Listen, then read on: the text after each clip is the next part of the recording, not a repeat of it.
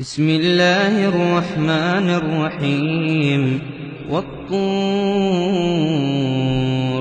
وكتاب مسطور في رق منشور والبيت المعمور والسقف المرفوع والبحر المسجور إن عذاب ربك لواقع ما له من دافع يوم تمور السماء مورا وتسير الجبال سيرا وويل يومئذ للمكذبين الذين هم في خوض يلعبون يوم يدعون إلى نار جهنم دعا هذه النار التي كنتم بها تكذبون أفسحر هذا أم أنتم لا تبصرون اصلوها فاصبروا أو لا تصبروا سواء عليكم إنما تجزون ما كنتم تعملون إن المتقين في جنات ونعيم فاكهين بما آتاهم ربهم ووقاهم ربهم عذاب الجحيم كلوا واشربوا هنيئا بما كنتم تعملون متكئين على سرر مصفوفة وزوجناهم بحور عين والذين آمنوا واتبعتهم ذريتهم بإيمان ألحقنا بهم ذريتهم وما ألتناهم من عملهم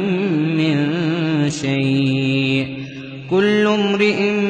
بما كسب رهين وأمددناهم بفاكهة ولحم مما يشتهون يتنازعون فيها كأسا لا لغو فيها ولا تأثيم ويطوف عليهم غلمان لهم كأنهم لؤلؤ مكنون وأقبل بعضهم على بعض يتساءلون قالوا إنا كنا قبل في أهلنا مشفقين فمن الله علينا ووقانا عذاب السموم إنا كنا من قبل ندعوه إنه هو البر الرحيم فذكر فما أنت بنعمة ربك بكاهن ولا مجنون أم يقولون شاعر نتربص به ريب المنون قل تربصوا فإني معكم من المتربصين أم تأمرهم أحلامهم بهذا أم هم قوم طاغون أم يقولون تقوله بل لا يؤمنون فليأتوا بحديث مثله إن كانوا صادقين أم خلقوا من غير شيء أم هم الخالقون أم خلقوا السماوات والأرض بل لا يوقنون أم عندهم خزائن ربك أم هم المسيطرون أم لهم سلم يستمعون فيه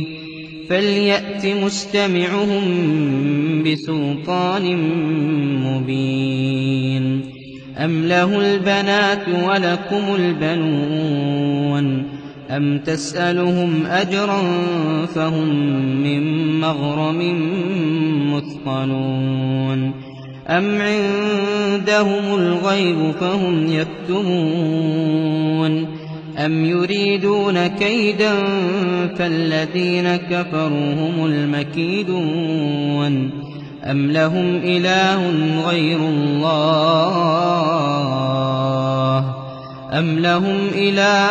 غير الله